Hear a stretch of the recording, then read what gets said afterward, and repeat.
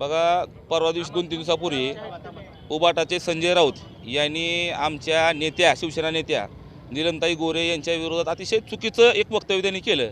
आणि हा छत्रपती शिवरायांचा महाराष्ट्र आहे।